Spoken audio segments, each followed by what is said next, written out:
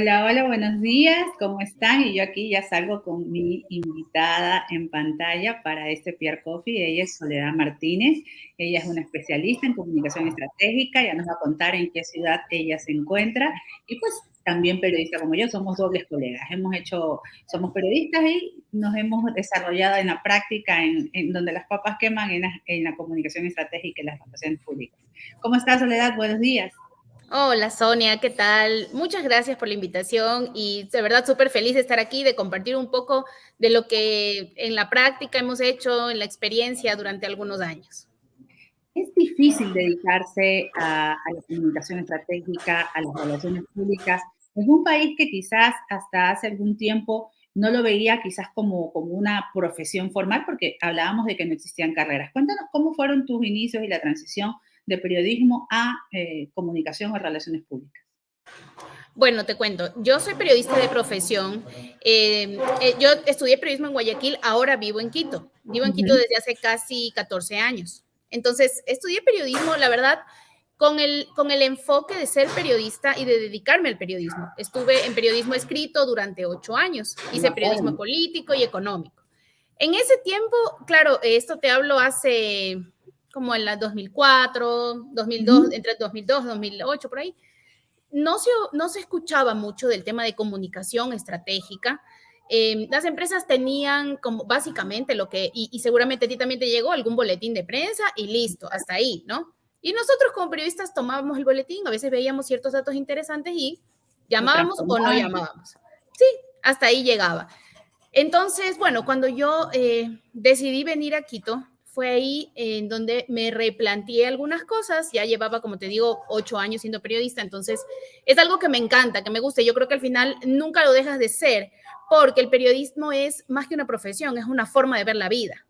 Sí, donde Entonces, quiera que vas estás viendo un tema para exacto, analizar o comparando qué pasó antes o qué pudo haber pasado, las razones. exactamente. Entonces, esa visión de periodista la llevas contigo donde quiera que vayas y donde sea lo que hagas, no importa. Pero, como te digo, me replanteé algunas cosas y me di cuenta que había una oportunidad en la comunicación estratégica, porque ya había mucho más desarrollo que antes. Entonces me involucré, la verdad no es que lo busqué mucho, pero surgió la oportunidad primero en una consultora de comunicación y de ahí fui migrando al sector público, al sector gremial, en donde fui también, o sea, tuve la oportunidad de asesorar en comunicación, luego al sector privado en una empresa de telefonía móvil y luego ahora que volví a la consultoría desde hace 8 años, consultoría estratégica dirigida específicamente para empresas del sector, bueno, pues, sector privado bueno, eso es más o menos cómo ha ido pasando y cómo fui migrando del periodismo a la comunicación estratégica. Un poco para explicar, porque nosotros tenemos muchos colegas, exalumnos, gente del área del periodismo, que todavía, ¿no? Esa transición al mundo de las relaciones públicas es como un paso normal y en ocasiones hemos visto cómo van periodismo, relaciones públicas, regresan otra vez al periodismo y luego ya en los últimos años relaciones públicas, ¿no? Y te quería consultar justamente porque el storytelling, el contar historias, es una actividad que los relacionistas públicos lo hacemos para poder captar la atención de los diferentes públicos, pero que los periodistas realmente es su esencia en el día a día. ¿Tú crees que el storytelling es algo que recién ha sido creado como nombre en inglés? O como yo te decía, es algo que quizás los periodistas decimos, pero si contar historias es lo que hacíamos siempre. ¿Cómo tú lo ves? Yo creo que contamos historias desde que nacemos, desde que somos chiquitos y empezamos como que bla, bla, bla, bla, empezamos a contar una historia. Yo personalmente pienso que contar historias y escuchar historias es una de las cosas que más le gusta a la gente. O sea, todo el tiempo. Yo ahorita mismo te estoy contando una historia. Tú me estás contando otra historia. Y cuando a mí alguien me dice, oye, te cuento una historia, yo, sí, claro, cuéntame. O sea, es algo que, de hecho, con los niños, captar su atención, una de las formas de captar su atención es decirles, te cuento una historia. Y entonces se quedan así como, a ver, cuéntame, ¿no? Y por eso es que las historias son tan potentes, porque realmente no importa la audiencia donde estés, no importa ante quién estés, el momento en el que tú dices, les voy a contar una historia, la Todo el gente mundo automáticamente vira la cara. Es como que puedes estar en el celular, pero si estás escuchando a alguien y dices, les voy a contar una historia, dejas lo que estás haciendo y levantas los ojos porque las historias son potentes. Por eso es que no sé desde cuándo se acuñó el término storytelling, Pero yo creo que todos, de alguna manera, vivimos todos los días contando una historia, solo que algunos se profesionalizan en ello.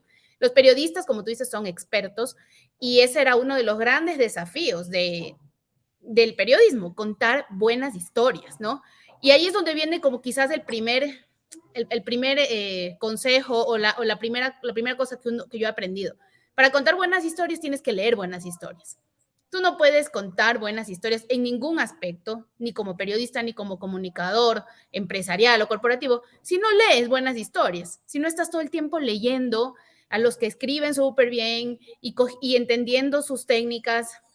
Bueno, quizás puedas contar buenas historias, pero creo que lo vas a hacer más rápido si lees y si estás todo el tiempo formándote en ello. Y luego también si escribes, aunque nadie te lea, ¿no? Porque el hecho de aflojar la mano, ya sea en el teclado o con pluma o papel, te da cierta facilidad también para luego dejar un poco los miedos, porque el principal problema quizás para contar una historia es el miedo a que te juzguen por lo que estás contando o porque no funcione. No sé si podrías darnos consejos de cómo desbloquear esa parte de este miedo de, funcionará este titular en el boletín o este concepto para esta campaña de relaciones públicas podría funcionar. ¿Cómo lo hace uno cuando ya tiene la práctica para decir esta historia va a funcionar? ¿De qué depende? Bueno, este es un oficio, este es un territorio en el que hay por un lado, mucha intuición, ¿ya? O sea, realmente puede parecer, no sé, extraño que yo lo diga, pero en realidad hay mucha intuición. Tú, como yo te decía, el tema del periodismo lo llevas a donde tú vayas. Entonces, al final, tú tienes un cierto olfato y dices, ¿sabes qué? Esto no va a funcionar nunca. ¿Por qué? Porque entendemos cómo piensan los periodistas y entendemos que en el entorno en el que nos desarrollamos este tema no va a enganchar, ni con el periodista ni con el lector final. Lector, A la televidente, larga, el radio. periodista escoge transmitir una historia porque también tiene esa conexión de decir, este tema en este momento va a funcionar, ¿no? Exactamente, o sea, es totalmente, uno tiene que entender el entorno, y para eso una persona que cuenta historias tiene que todos los días respirar el entorno y masticarlo, digerirlo, estar ahí viendo, oye, ¿y ahora qué dicen? Por ejemplo, ya yéndonos a herramientas, una de las herramientas más, en este momento quizás más efectivas, es el social listening, ¿no? O sea, y ahora sí, entender lo que está diciendo la gente en las redes sociales. Yo sé que las redes sociales son un pequeño porcentaje de la población, que no toda la población está allí, pero hay ciertos insights que te dan las redes sociales que tú los puedes tomar y luego los trasladas y los investigas un poquito más para ver si en verdad el resto de la población está pensando eso. Entonces, yo creo que lo primero es tener los ojos bien abiertos, entender el entorno, entender mucho lo que está pasando y con eso, a partir de eso ya empezar a diseñar los contenidos. Cuando tú trabajas en función de una estrategia de comunicación para una empresa específica, o sea, para un cliente específico, tú necesitas enganchar, necesitas conectar todos los contenidos con la estrategia. Entonces, obviamente, además de entender el entorno, además de entender lo que la gente está necesitando o querrá leer o querrá ver, también necesitas entender dónde está el objetivo de esa empresa. Claro, el ¿Dónde está? objetivo de negocio o el objetivo reputacional para ese año, porque ojo, no solamente es un tema de ventas, ¿no? El área de comunicación estratégica apoya a todo el negocio en sí, a la visión de lo que ellos tienen para alcanzar a mediano, largo plazo, ¿no? Que quizás hace la Exactamente. diferencia con el otro tipo de storytelling que es más ligado con el marketing de la venta inmediata, porque a veces también Exacto. existe esa confusión, ¿no? Entre el storytelling que vemos que se publicita todos los días, storytelling para redes sociales, al storytelling corporativo que hacen las relaciones públicas también en redes sociales, pero que no son para ventas, ¿no? Sí, ahora, no son directamente diseñadas para ventas, pero al final del día, y esa es una de las demandas que ahorita las empresas te demandan mucho, y cuando estás un poco presentando el tema de relaciones públicas, al final del día la pregunta es, bueno, ¿y esto cómo me agrega valor al negocio? ¿Cómo hacemos para que esto se traslade en ventas, en dinero, ¿no? En dinero tangible.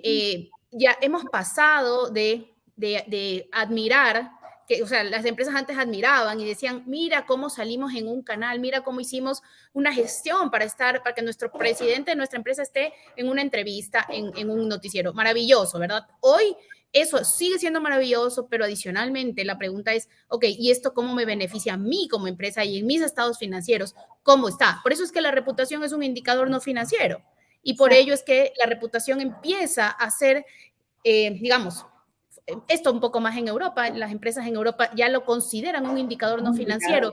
¿Para qué? Para que los estados financieros también cuente la reputación. No Para es que algo que exista el puedes... compromiso también del nivel más alto, ¿no? Del C-level, de todas Exactamente. las gerencias, ni siquiera las jefaturas, gerencias, vicepresidencias, Sí. para que apoyen las estrategias de comunicación y de relaciones públicas. Una consulta que te tengo y que me llega por interno es, ¿el storytelling corporativo ya en Ecuador tiene ejerciéndose tiempo? ¿Es algo que lo usan las agencias de relaciones públicas, las agencias de comunicación estratégica? ¿Cómo lo defines? Yo creo que, como te decía, el tema de contar historias siempre ha estado allí. Es algo que lo hemos visto desde hace mucho tiempo, pero creo que sí hemos evolucionado, porque al menos en lo que yo he hecho y yo he sentido la consultoría estratégica en los últimos 8 años, eh, cuando empecé todavía decíamos boletín de prensa, ¿no? Pero el Claro. día de hoy, yo personalmente creo que sí hay momentos en los que se necesita un boletín de prensa o un statement específico, sí, pero prefiero hablar de historias empresariales, Exacto. porque el momento en el que tú comunicas, por ejemplo, un nuevo producto, un lanzamiento, una alianza, lo que sea que tú comuniques, estás comunicando una decisión empresarial al final del día.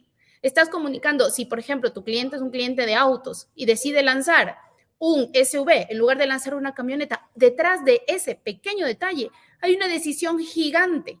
Hay muchísimas variables de estudios de mercado, estudios de tendencias de personas, estudios de hábitos de consumo. O sea, hay un mundo de decisiones que tú puedes, que te pueden ayudar a construir la historia y tú dices, esto es una historia empresarial. Y entonces ya no titularás empresa tal lanzó el carro tal, no, sino tendrás un titular totalmente distinto en el que posiblemente ni siquiera hables del vehículo, sino que hables de cómo los ecuatorianos ahora prefieren el SUV y por qué prefieren, porque hay, no sé, hay necesidades familiares, porque es un auto que tiene mejor desempeño, bueno, por muchas razones, y ahí vas metiendo recién el auto, las características, o sea, sí creo que ha habido una migración, para responder tu pregunta, creo que ha habido una evolución y yo personalmente me encanta el tema de decir que diseñamos historias empresariales, porque además eso nos conecta a nosotros como consultores directamente con la estrategia de la Marca una compañía. diferencia, ¿no? ¿Verdad? Porque ya no se siente que es el enviar un comunicado para que los medios vengan o el armar una rueda de prensa, ¿no?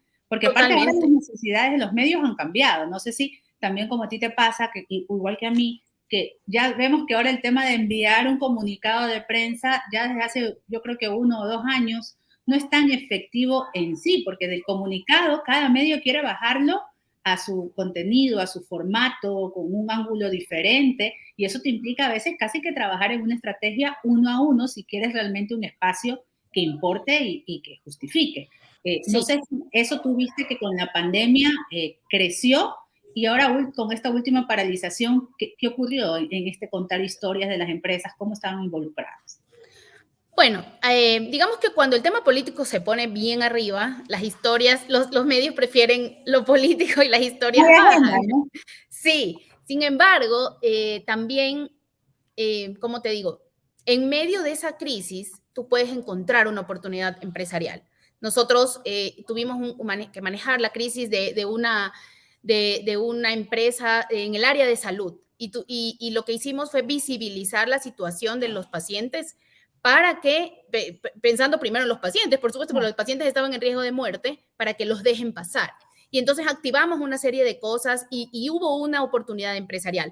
Había una historia que contar, había la Claro, historia una de los historia que conectaba pacientes. con la gente, ¿no? Con los pacientes. Además, conectaba con la agenda del momento, porque en el momento, ¿cuál era la agenda? El paro, la Exacto. situación del país, la política y mucho, porque en este paro se vivió mucho los bloqueos de vías, más que en el paro del 2019, se vivió mucho. Yo estoy en Quito y realmente Pichincha estaba totalmente cercada. Nada. Entonces, allí encontramos una oportunidad y esa es como que otra, como te digo, hay como dos momentos también o dos espacios que yo le veo al storytelling. El uno es aquel momento en el que tú armas toda la historia grande, llena de datos, estadísticos, de testimonios, etcétera. Pero también hay esos momentitos en los que simplemente aprovechas una situación. Te trepas a la ola, como yo digo. Sí, y simplemente Surfeas. abres una oportunidad para contar una historia. O sea, lo que es en frío o en caliente, ¿no? O sea, las historias en frío, que a veces son más difíciles de posicionar en medios porque a veces no están en la agenda, pero uno estratégicamente busca esa información que va a captar la atención, busca el espacio con el periodista y obviamente tratas de conectar con su interés también. Pero también hay las historias en caliente. Obviamente esas son más fáciles, pero también son las que se gestionan en crisis. Y esas son mucho más complejas hay que tener capacidad de reacción rápida, ¿no? También son impredecibles los resultados. Tú estás Sí. comunicando, quieres hacer y no sabes luego de qué manera puede tomarse. Tienes que medirlo muy bien, pero con poco espacio a la reacción a veces. Exactamente, ¿no? Exactamente. Mira que tenemos un saludo, te estaba haciendo preguntas antes de pasar a los saludos, porque generalmente cuando ya paso a los saludos también llegan las preguntas. Tenemos un saludo de Antonio Dávila, Yandón, dice saludos Sonia y Soledad. Y pues ya mismo van a empezar a escribir las preguntas. Te cuento que tenemos algunas personas conectadas en LinkedIn y otras en YouTube y otras en Facebook, así que a medida que vayan, ok, dice, antes de esto Soledad me decía, estoy un poco nerviosa. Bueno, y un poco, mira que, por ejemplo, en el caso de nosotras dos nos conectamos justamente por un post en LinkedIn que Soledad escribe, me refería al artículo de Sony y me salió en mil alerta y yo le escribí y dije, ¿sabes qué, Soledad? Hablemos sobre storytelling corporativo y sobre lo que pasó en la época de la paralización. Y por eso viene ahora también mi siguiente pregunta. Como país, nuestra imagen externamente quedó afectada. Y no es un tema solo de afectación política, no es un tema político, más bien es un tema de confianza a nivel empresarial. ¿Cómo crees que las empresas acá en el Ecuador ahora deben estar construyendo estas historias para mandar ese mensaje de que somos un país de paz, que realmente sí somos tranquilos, que no siempre estamos en la calle unos contra otros o atacando y cercando a periodistas, que quizás fue uno de los termómetros o síntomas más graves de la última paralización? ¿Qué aconsejarías? Bueno, ¿qué te puedo decir? Yo creo que hay muchos temas pendientes, ¿no? Muchos temas pendientes en el caso de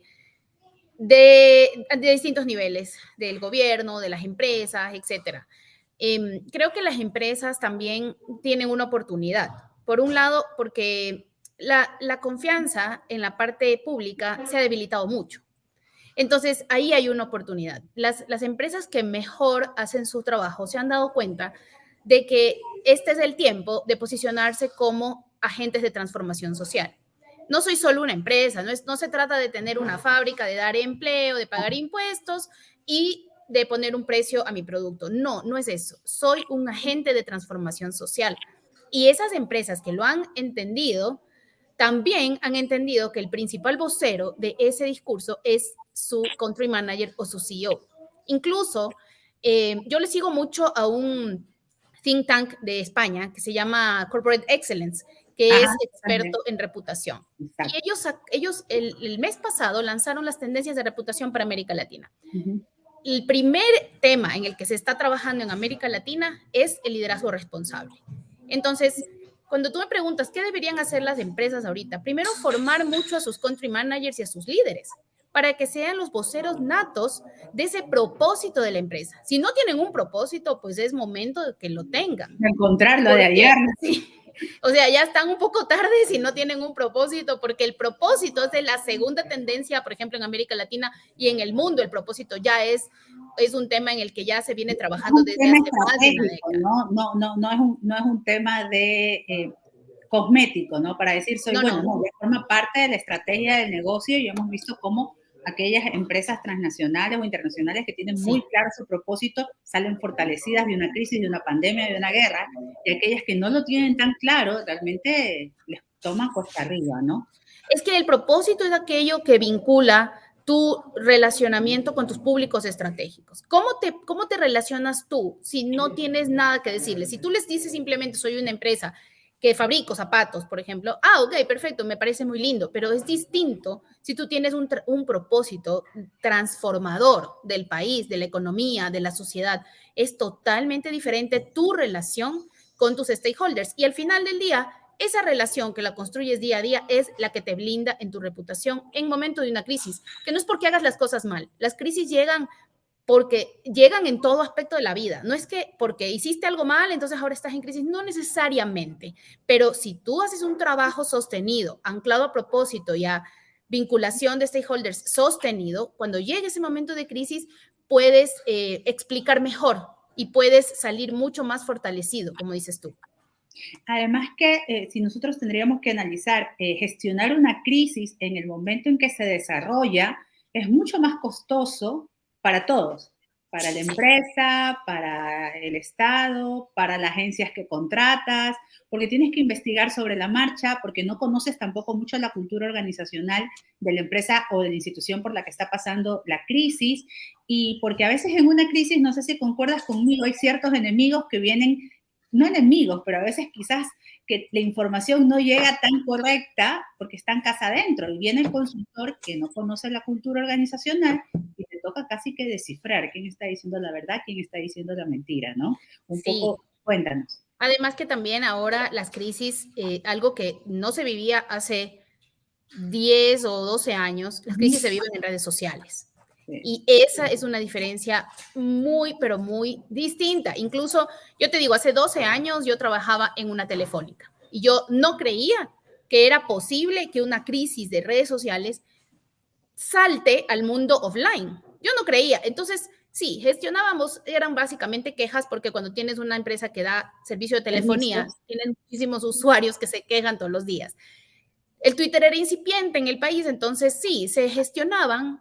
Veías un caso, lo pasabas a servicio al cliente Claro. y listo, no pasaba nada. Se Hoy cerraba el en día, sitio y salí. hoy es imposible. O sea, hoy en realidad las crisis principalmente te explotan en redes sociales. Yo vi una crisis de una embotelladora de aquí en Ecuador que tuvo hace unos meses por un video. Y porque en un video salía un pañuelo. O sea, una cosa, y eso se generó en redes sociales. Y en verdad la iniciativa de la empresa, porque el video contaba una iniciativa Sí, empresarial, sí. pasó desapercibida. O sea, quedó en nada, la gente se enfocó en el video, en el pañuelo, que si lo sacaron, que si lo pusieron, que si lo volvieron a poner, que si lo volvieron a sacar. La connotación ideológica, el respeto, el tema Exacto, de se volvió un tema hasta religioso y sí, al final eh, quedó en nada la iniciativa que era buena, ¿no? Pero imagínate el cuidado que ahora deben tener las compañías para que hasta en lo que pones, en lo que posteas, ser tan riguroso de ver que nada atente contra tu reputación y que tú no ofendas tampoco a ninguno de tus públicos, porque exacto. eso Y también es otro tema. Y hay diferentes públicos, porque al hablar de ese storytelling corporativo no estamos solo hablando de los clientes, sino que a veces las crisis arrancan no por los clientes, sino por estos stakeholders que tienen ciertas iniciativas o ciertas causas, ¿no? Hablamos ahora, estamos en el tiempo de las causas y hay unas que son más visibles y más fuertes que otras en crisis. Y resulta que no lo pasaste por ese tamiz, sino porque te pareció bien. Y se te genera una bola de nieve que luego casa adentro te genera mayor problema. Y regresando al tema del storytelling corporativo, dime, ya estábamos hablando de las herramientas, yo escribí acerca de que pues, usar el social listening es importante, también que para hacer un poco un resumen para la gente que recién se conecta, que existen dos momentos para el storytelling, lo que es la creación del contenido, lo que se llama en frío, o el otro cuando estamos conectados con el entorno y nos subimos a la ola de la información, de la noticia, de una crisis, o lo que podría ser en caliente. Hoy en día, para ser un poco sinceros con la gente que se dedica a las relaciones públicas o para aquellos que quizás hacen marketing y tienen que contratar un proveedor de relaciones públicas o un proveedor de comunicación estratégica, sabemos que la generación de contenido, este storytelling corporativo, es más abundante que antes. ¿Cómo tú crees que va la tendencia al mercado? En ya ir formando ciertos equipos de producción de contenidos internos in-house y recibir el fortalecimiento por parte de agencias que te capaciten y te hagan el seguimiento para las empresas más grandes, ¿no? Y en el caso de las más pequeñas, pues ya tienen otra forma de hacerlo. ¿Cómo tú crees que se está viendo sobre todo el mercado ecuatoriano, que generalmente en temas de comunicación y relaciones públicas los presupuestos siempre han sido bastante reducidos. Sí, yo creo que sigue esa realidad de los presupuestos reducidos, es todavía una realidad. Sabes que con la pandemia el tema cambió bastante, porque obviamente cuando tienes una situación tan dramática como la pandemia, tienes que cortar muchísimas cosas. Cortaron mucho y entre ellos también cortaron la comunicación. Yo, desde mi perspectiva, puedo estar equivocada porque tampoco tengo un estudio de mercado, pero sí creo que el tema de tercerizar se ha fortalecido. Es decir, las consultoras y la consultoría es la que en este momento se ha fortalecido mucho. ¿Por qué? Primero, porque en el caso de las multinacionales, los departamentos de comunicación no están en Ecuador. No, o sea, tú puedes tener una multinacional aquí, pero el departamento de comunicación está en México, está en Colombia, está en Chile, está en Perú. Y desde allá manejan 2 o 3 países. Entonces, difícilmente una multinacional ahorita, en este momento, salvo ciertas excepciones, va a tener un departamento de comunicación grande y fuerte en Ecuador, como para decir, in-house voy a estar armando y capacitando gente. Entonces, ¿qué es lo que hacen? Contratan a un local y por eso el conocimiento local es tan relevante, porque confían mucho. O sea, dicen, yo estoy en Chile, pero yo tengo un partner local y en ti confío porque tú conoces el mercado, conoces a los stakeholders, conoces las autoridades, conoces a los periodistas. Entonces, a ti te encargo. Claro, Y ahí conoces es la donde... cultura, ¿no? Sí, exacto, y entonces confían en ti y por eso es que este es creo yo, he visto más desarrollo, más fortalecimiento de las consultoras y también mucha consultoría independiente por esa tendencia. Las empresas nacionales, las súper grandes, sí tienen departamentos internos, pero también tienen o sea, agencias consultoras externas y las medianas y pequeñas a veces sí se apoyan en agencias y a veces todavía no llegamos a ese punto, que me encantaría que llegáramos, que las pymes, que todo tipo, no importa el tamaño, pero la empresa nacional le diera a la comunicación el valor que tiene. Y si tuviéramos que cerrar nuestra conversación hablando de otras herramientas para poder generar ese storytelling corporativo, ¿cuáles son las que tú usas en tu día a día? Hablando de herramientas quizás de aplicaciones, software, no yéndonos a procesos, ¿no? Sino más bien a los instrumentos que se usan. Bueno, herramientas, por ejemplo, hay mucho storytelling detrás de las estadísticas. Yo creo que si estamos pendientes de las estadísticas, podemos nosotros sacar de ahí muchas, muchas, muchas historias. Solamente, por ejemplo, la otra vez analizábamos el tema eran enfermedades del corazón para un Ya. cliente en específico. Entonces, resulta que estaba viendo yo las estadísticas y claro, las estadísticas de fallecimientos desde el 2020 acá, COVID, COVID, COVID, COVID, COVID, obvio, ¿no? Entonces dije, ok, chuzo, no hay historia, decía yo, no hay historia. Cuando en eso empiezo a desagregar por hombres, mujeres, y te das cuenta que en las mujeres el COVID no fue la primera causa de muerte, sino la segunda, y la primera fue enfermedades del corazón. Entonces ahí dices, ok, aquí hay una historia, algo tiene que estar pasando, porque por alguna razón las mujeres se murieron más de enfermedades del corazón que del COVID. Y esto entre 2020 y 2021. Entonces, yo creo que detrás de las estadísticas hay una cosa súper potente, detrás de los estudios de mercado. Tú puedes tener un estudio de hábitos de consumo. Con uno puedes hacer temas para todo el año. O sea, Exacto.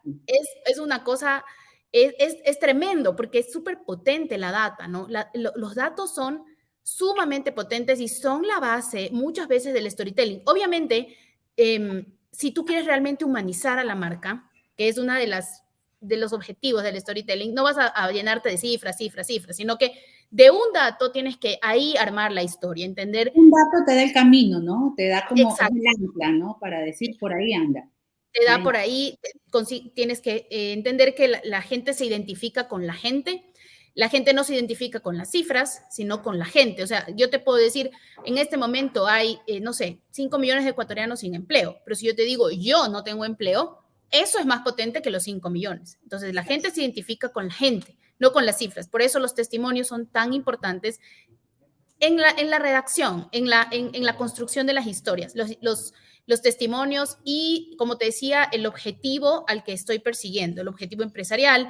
Si yo tengo un objetivo, sea de reputación o sea de cualquier, digamos, cualquiera sea mi ruta, mi objetivo tiene que estar vinculado a mi estrategia de contar esas historias. Y yéndonos ya para un poco conectarnos con lo que pasa ahora con el tema multimedia y las redes sociales.